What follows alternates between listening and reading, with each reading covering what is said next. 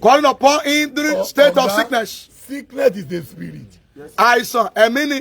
Doctor sees it as a sickness. Àwọn dókítà rí bí àìsàn. Spiritual realm we see it as a spirit. Nínú ayé tẹ̀mí, àwa rí bí ẹ̀mí. Ẹ̀mí ni. It is a spirit. Wọ́n máa ń lé jáde. It must be cast out. Ó dé lọ́dọ̀ yáyàwó Pétérù tó gbọ́ wọlé tó lẹ́mí àìsàn jáde. Why did he go to the mother of Peter, there on that, and sent the spirit out? He didn't use paracetamol. Orí ìyá rẹ̀ ó dùbúlẹ̀ àìsàn ibà. Ó fi ọwọ́ bà á lọ́wọ́. Ibà fi ilẹ̀ o. Ó sì dìde. Ó sì rẹ̀sẹ̀ fún un. Ó dé ló paracetamol fún. Why did he use paracetamol for her? Orí ẹ̀mí láìsàn. Because sickness is a spirit. Obìnrin oníṣòwò ẹ̀jẹ̀. The woman with the blood issue. Kò ṣe wọ́ọ̀gù tí wọ́n máa lò fún. He didn't prescribe medication. He He knew sickness is a spirit. Ẹ̀mí ni. It's a spirit. Wọ́n máa ń lé jáde lára. It must be cast out.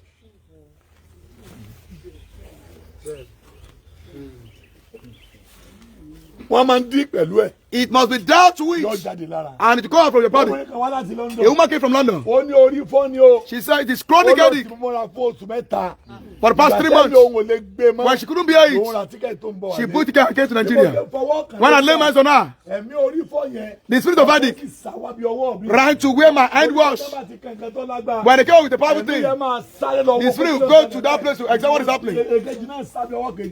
When I realized it was breathing, I pressed it down with my hand. And the second one, she screamed aloud. The spirit was fighting now. Maybe she could be free. She was shouting because she was in severe pain. She was shouting. I put my hands on her head. After 40 minutes, that I removed my hand. She said, I am perfectly okay. Only I want to spend a week and a half before. Maybe I should travel back in the next 2 days. Because spiritual control the physical. There are some things like there are some things spiritual. I was there ministering. I was running up. A woman, she was at Luke in Lagos. She was taking oxygen. She knew. Her sickness is spiritual. She said she will be removed. She told her driver to drive her. She was doing to Iwo Road. She used to watch the program on her revival. And from there she drove herself to Ekota. She couldn't drive again. One of my drivers drove her. He knew. After the prayer declaration, he don't want to seize me. That person wants to experience blue embarrassment.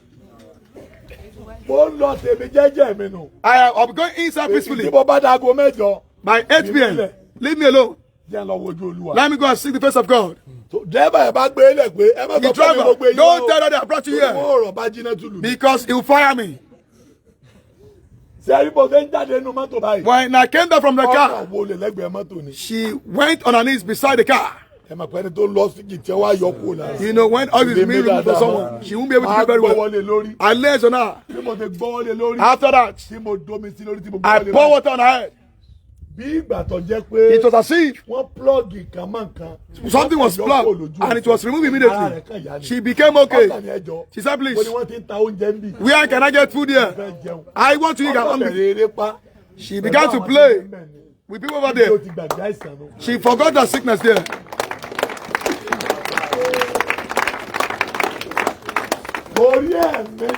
Because it is a spirit. Calling upon him when you are sick. Hezekiah was told, prepare yourself. Go and make your will, because you die. He went to meet the Lord. He called upon the Lord. The spirit of sickness came out of his body. I shout this morning. Every spirit of sickness in your body.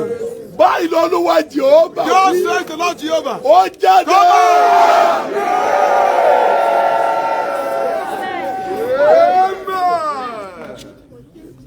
Gbogbo ẹ̀mí àìsàn. Every spirit of sickness.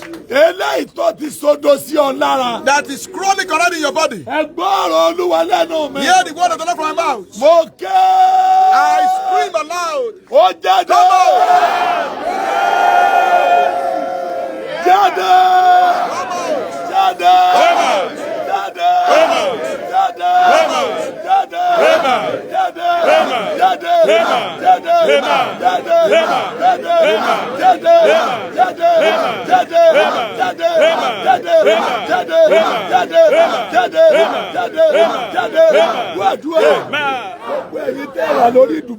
Was men are done with sickness. Be on your feet.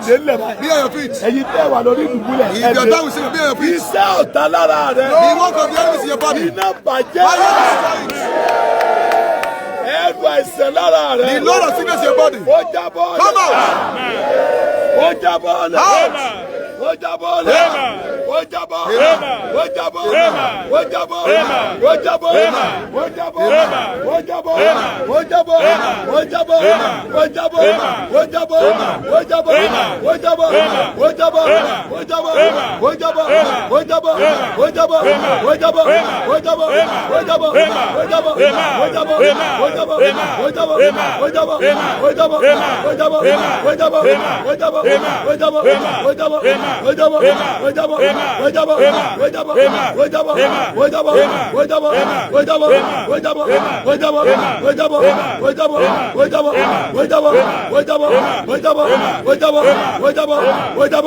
You are set free.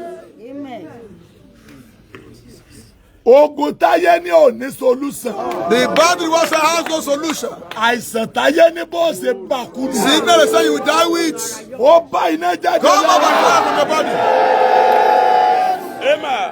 Obìnrin kan gbé báàgì oògùn méjì. A woman came with 2 bags of medication. Láti London. All the way from London. Ó wá gbé wá Nàìjíríà. She brought her to Nigeria. Ibẹ̀ akọ́lé bíi mélòó bẹ́ẹ̀ náà. We built few houses there then. Ibẹ̀ ló ń sùn. She was sleeping there. Kò tọ́ bẹ́ẹ̀ nìkan apá ẹ̀sán ṣe wò. She didn't tell anybody about her sickness. Ó wá kó oògùn tira. She came with her medication. Ó wá lo oògùn. She stopped using that. Ó wá wà ń bẹ̀ fún oṣù kan. She was like that for a month. After a month. Then you should come. Ó wá jáde wá church. She came out. Ó wá sí báàgì méjèèjì. She opened the 2 Ó ní bags. oògùn ló kúnú ẹ̀. She said they are full of medication. Ó lọ sí manage àìsàn yìí. She said she has been 19 years. managing the sickness for the past 19 years. Ó ní ẹ̀mí òkan ni kó wọn máa lọ. But her spirit told her to go. Pé tó ń bá dọ̀m. When you get there, Kó máa lò. don't use your drugs. Ó ní tẹ̀mí ètò tó ń dá tòun pé. But Clifford was saying, tó ń bá ní kó máa lò. if you stop now, Tó bá tó lọ bẹ̀rẹ̀ nǹkan. what if it attacks you? Òun wá gbóògùn dání. She came with her Ìgbàgbọ́ medication. wa ní kó máa lò. But her friend told her not to Ó use wá it. dúró bẹ́ẹ̀. She was like that. Ó wá dúró bẹ́ẹ̀. She was like that for a month. Ó wá ní kí n gbàdúrà. She said, pray Kí n fi oògùn ibú. that she repeat this medication Pé kó mọ̀ ṣiṣẹ́ nínú àgọ́ òun. to stop working in her Kí body. Jésù ọmọ ṣiṣẹ́ lágọ̀ọ́. That Jesus should take over.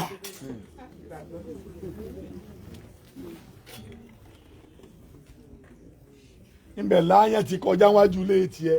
A cockroach passed. Dádì ẹ̀ má dàkí àdúrà o. Daddy, please keep on praying. Áyán sẹ̀ kọjá ni o. I just saw Àdúrà a yẹn lè ní wà cockroach. máa gbà. You think I'll be praying because of that? Ìyẹn wà dán ló. You think I'll respond to you? Tọ́lá gbọ́ tí màdàm máa ní lọ sùn. I will just reply with, go and sleep. Áyán. Ordinary cockroach. Áyán. Ordinary cockroach. Tọ̀ntún ara sí. And you are peeing on yourself. Ọ̀rọ̀ rẹ máa ń dùn mí gan. It pinches my heart. Ó ti sẹ̀ mí pọ̀. You've offended me a lot. Mo gbàdúrà fún ọ. I pray for you. Gbogbo ẹ̀yin táìsàn bẹ̀ láwọn. Lórúkọ Jésù. Victims of sickness. This morning. Àìsàn jáde. Sickness in your body.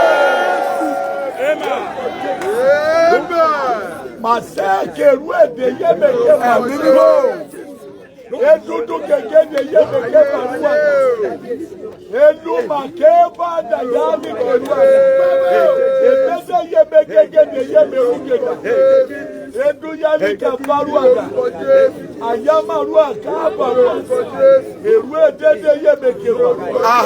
Èrú àdáni kẹ̀ faruwa. Oh, Jesus Christ. In the name of Jesus. Every sickness. Come out of it. Gbogbo àìsàn. All sicknesses. Ó jáde lára. Come out of your body. Amen. Gbogbo àìsàn. All sicknesses. Ó jáde lára. Gbogbo àìsàn. Every sickness. Ó jáde lára. Ẹrù táyé tọ́jú sí ọ náà. The Lord being deposited your body by the wall. Iná jábọ́ I lẹ́yìn. pick it out. Ẹrù ayé lára rẹ̀. Every demon in your body. Iná jábọ́ I lẹ́yìn. pick it out. Iná jábọ́ I lẹ́yìn. pick it out. Iná jábọ́ I lẹ́yìn. pick it out. Iná jábọ́ I lẹ́yìn. pick it out. Iná jábọ́. Iná jábọ́.